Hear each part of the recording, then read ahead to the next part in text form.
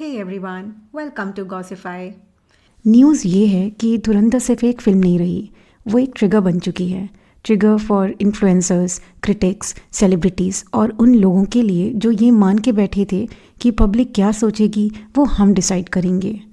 Movie ने box office पे records break किए, थिएटर्स फुल हो गए, ऑडियंस ने पैसे भी दिए और टाइम भी। और जैसे ही ये हुआ, मेल्टडाउन शुरू हो गया। ये मेल्टडाउन सिर्फ रिव्यूज़ का नहीं, ये मेल्टडाउन कंट्रोल का था, नैरेटिव कंट्रोल का। इस कंट्रोवर्सी के सेंटर सिर्फ मूवी नहीं रही, सेंटर पे है ईगो, एंटाइटलमेंट और वो फॉल्स बिलीफ कि अगर तुम्हारे पास फॉलोअर्स हैं तो तुम रियलिटी कंट्रोल कर सकते हो, कि अगर तुम्हें एक यूट्यूब चैनल बना लिया है, एक वेरीफाइड बैच भी मिल गया है, तो ऑडियंस तुम्हारी तरफ ही देखेगी, तुम्हारे वर्ड्स को फाइनल ट्रुथ मान लेगी। और जब ऐसा नहीं होता, जब ऑडियंस अपना इंडिपेंडेंट डिसीजन लेती है, तब फ्रस्ट्रेशन सरफेस पे आ जाता है। सबसे पहले बात करते हैं ध्रुव राठी के केस की, क्योंकि ऑनेस्टली वहीं से फायर प्रॉपर्ली स्प्रेड हुई है। धुरंधर पे वीडियो रिलीज़ होने से पहले ही एक ट्वीट आया था। टोन सिंपल क्रिटिसिज्म का नहीं था, टोन वार्निंग वाली थी, जैसे एक क्रिएटर बोल रहा हो, रुक जाओ, अभी मैं आ रहा हूँ, सब क्लियर हो जाएगा। एक लाइन में बोला जाए तो ये ट्वीट कोई इन्फॉर्मेशन वाला नहीं था, इससे ज़्यादा ये इंटिमिडेशन जैसा था, जैसे एक यूट्यूब वीडियो 300 करोड़ की मूवी को डिसमेंटल कर जाएगा। यहीं पे प्रॉब्लम शुरू होती है। नो वन इज़ सेइंग कि तुम अपनी ओपिनियन मत दो, बिल्कुल दो, तुम्हारा राइट है, तुम क्रिटिसाइज़ करो, डाइसेक्ट करो, पॉलिटिकल लेंस से देखो, मॉरल लेंस से देखो, सब अलाउड है। लेकिन जब तुम खुद को ऑडियंस से ऊपर रख के बोलते हो, जब तुम एज्यूम करते हो कि तुम्हारा एक वीडियो लोगों का स्टांस बदल देगा, तो वो कॉन्फिडेंस नहीं, सुपीरियॉरिटी कॉम्प्लेक्स बन जाता है। और ऑडियंस सुपीरियॉरिटी कॉम्प्लेक्सेस को काफ़ी जल्दी स्मेल कर लेती है। ग्राउंड रियलिटी ये है कि थिएटर्स फुल थे, लोग मूवी देखकर बाहर आ रहे थे, डिस्कस कर रहे थे, रील्स बना रहे थे, ग्रुप चैट्स में डिबेट्स चल रही थी। ऑडियंस ऑलरेडी डिसाइड कर चुकी है कि ये फिल्म उन्हें पसंद आई है, और इसके बाद अगर कोई ये अज्यूम करे कि मेरा ओपिनियन इन सबसे ज़्यादा पावरफुल है, तो डिस्कनेक्ट ऑब्वियस है। ये वही डिस्कनेक्ट है जो आज के काफ़ी ओपिनियन लीडर्स सफ़र कर रहे हैं। ऑडियंस ग्राउंड पे है और ये लोग एको चेम्बर में। वीडियो आने के बाद जब कमेंट सेक्शन में पुशबैक आया, डिसएग्रीमेंट दिखा, तो नेक्स्ट मूव था कमेंट्स रिस्ट्रिक्ट करना। पहले सब्सक्राइबर्स ओनली, फिर कमेंट्स रिव्यू के थ्रू।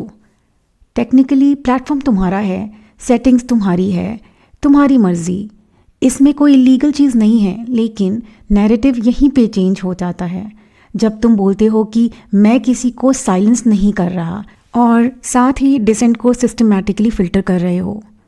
ये सिर्फ सेटिंग्स का इशू नहीं है, ये ऑप्टिक्स का इशू है। तुम बोल रहे हो कि मैं ओपन डिस्कशन चाहता हूँ, लेकिन डिस्कशन तब तक ओपन है जब तक वो तुमसे अग्री करें। जैसे ही डिसएग्रीमेंट होता है, वो सडनली अनसेफ, टॉक्सिक, मैनिपुलेटेड हो जाता है। ये कॉन्ट्रडिक्शन ऑडियंस को दिखता है। सबसे अजीब चीज़ थी ये मानना कि जो डिसएग्री कर रहे हैं वो तो जेन्युइन है ही नहीं। ऑटोमेटिकली वो आईटी सेल, बॉट्स या पेड ट्रोल्स बन जाते हैं। ये अजम्पशन सिर्फ गलत ही नहीं, ये इंसल्टिंग भी है उन ऑडियंस के लिए। लोगों ने टिकट खरीदी है, थिएटर गए हैं, मूवी देखी है, और उनका एक्सपीरियंस तुम्हारे ओपिनियन से मैच नहीं करता। इसका मतलब ये नहीं है कि वो मैनिपुलेटेड हैं, इसका मतलब सिर्फ ये है कि उनकी प्रायोरिटीज़ तुमसे अलग हैं। और यहीं पे हिपोक्रेसी दिखती है। Free speech, democracy, open discussion की बात करना ईजी होता है जब लोग तुमसे अग्री कर रहे हों, और जब अग्री ना करें तो सडनली लेबल्स आ जाते हैं, non intellectual, blind followers, trolls, uneducated masses.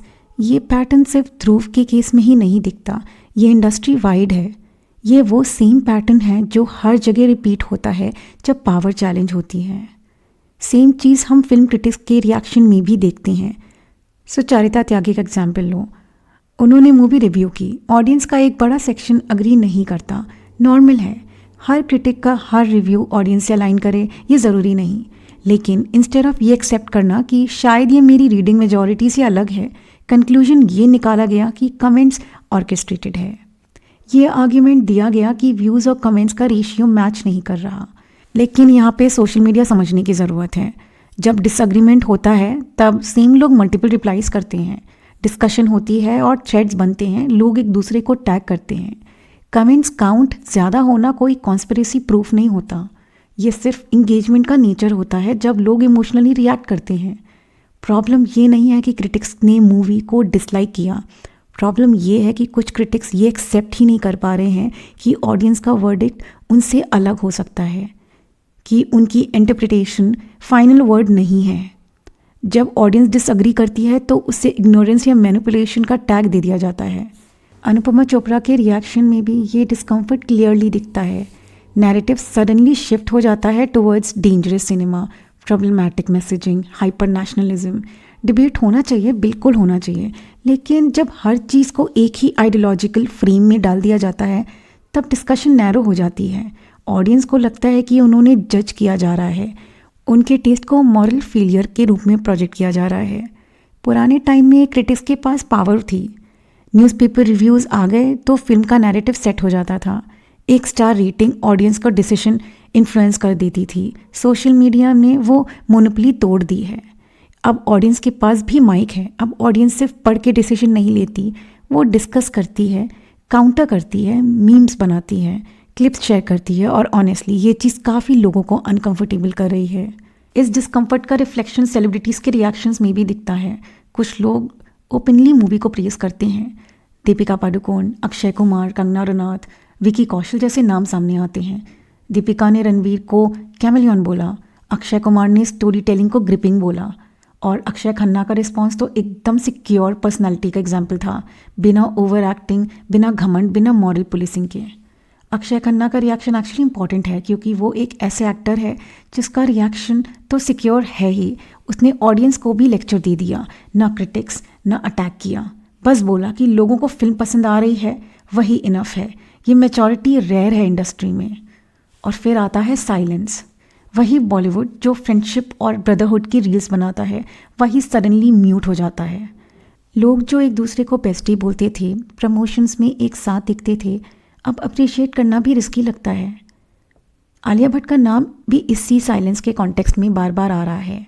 जब एक तरफ रणवीर के साथ क्लोज फ्रेंडशिप की बातें होती हैं और दूसरी तरफ कंप्लीट साइलेंस हो जाता है, तो ये क्वेश्चंस नेचुरली उठेंगे। ये कोई सरप्राइज़ नहीं है। बॉलीवुड में फ्रेंडशिप ऑफन सिचुएशनल होती है। जब बिजनेस इक्वेशन स्टेबल होती है तो सपोर्ट आ जाता है, और जब इक्वेशन सेंसिटिव हो जाती हैं तो लोग न्यूट्रल रहने चूज़ करते हैं। साइलेंस यहाँ इनोसेंस नहीं है, ये कैलकुलेशन लगती है। अब बात करते हैं इन्फ्लुएंसर्स की और कॉमेडियंस की। कुणाल कामरा, तन्मय भट्ट, समय रैना जैसे लोग इनडायरेक्टली या डायरेक्टली रिएक्ट करते हैं। Violence, nationalism, narrative, run time, हर चीज़ पे प्रॉब्लम है। लेकिन इंटरेस्टिंगली ऑडियंस का एक बड़ा सेक्शन सिर्फ ये बोल रहा है कि हम मूवी देखने गए थे, लेक्चर लेने नहीं। हर फिल्म को पॉलिटिकल लेंस से देखना ज़रूरी नहीं होता। कभी कभी लोग बस एक्सपीरियंस के लिए जाते हैं, इंटरटेनमेंट के लिए जाते हैं। ये भी बोलना ज़रूरी है कि मूवी को क्रिटिसाइज़ करना गलत नहीं है, लेकिन ऑडियंस को शेम करना गलत है। ये कहना कि तुम्हें समझ नहीं है इसीलिए तुम्हें ये मूवी पसंद आई, ये एरोगेंस है, ये इंटेलेक्ट नहीं। ये सुपीरियॉरिटी का वही पुराना पैटर्न है जहाँ पे टेस्ट को इंटेलिजेंस से कंफ्यूज कर दिया जाता है, और जब बैकलैश आता है तो नैरेटिव शिफ्ट हो जाता है। अब बोलते हैं कि हम ट्रोल हो रहे हैं, हम टारगेट हो रहे हैं। ये कोऑर्डिनेटेड अटैक है। रियलिटी ये है कि काफ़ी क्रिटिसिज्म उनके ओन सब्सक्राइबर्स से आ रहा है। वो लोग जो पहले से सपोर्ट करते थे वही बोल रहे हैं कि टोन गलत थी, अप्रोच गलत थी, ऑडियंस को नीचा दिखाने के अटेम्प्ट अननेसेसरी था।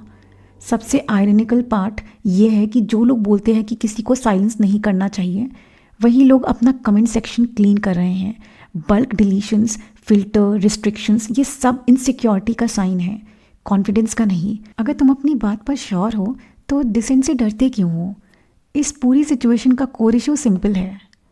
ऑडियंस अब पैसिव नहीं है। ऑडियंस अब सिर्फ कंज्यूम नहीं करती, रिस्पॉन्ड भी करती है। और ऑडियंस किसी भी इन्फ्लुएंसर या क्रिटिक को फाइनल अथॉरिटी नहीं मानती।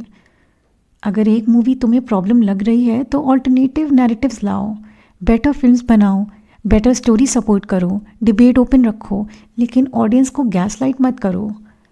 ये मानना बंद करो कि तुम्हारा ओपिनियन ही अल्टीमेट ट्रुथ है। और बाकी सब मिसलीड है। सिनेमा इवॉल्व हो रहा है, पावर शिफ्ट हो चुकी है। क्रिटिक्स, इन्फ्लुएंसर्स, सेलिब्रिटीज सबको इस रियलिटी के साथ एडजस्ट करना पड़ेगा और जो लोग इस शिफ्ट को एक्सेप्ट नहीं कर पा रहे हैं उनके लिए ये फेज अनकंफर्टेबल ही रहेगा। ये कंट्रोवर्सी सिर्फ धुरंधर के बारे में नहीं है, ये उस फ्रस्ट्रेशन के बारे में है जो तब निकल के आती है जब कंट्रोल हाथ से निकल जाता है और जब ऑडियंस अपनी आवाज़ यूज़ करना शुरू करती है। और ऑनेस्टली ये हेल्दी है, क्योंकि जब ऑडियंस बोलना शुरू करती है तभी इकोसिस्टम बैलेंस होता है। अग्री करना ज़रूरी नहीं है, रिस्पेक्ट करना ज़रूरी है, और शायद यहीं पर काफ़ी लोग फेल हो जाते हैं। इसीलिए डिबेट रखो, डिसएग्रीमेंट रखो, क्रिटिसिज्म रखो, लेकिन ऑडियंस को नीचा दिखाना बंद करो। अगर आपको ये वीडियो पसंद आई तो लाइक करें और गॉसिफाई को सब्सक्राइब करना मत भूलिए for more some interesting stories.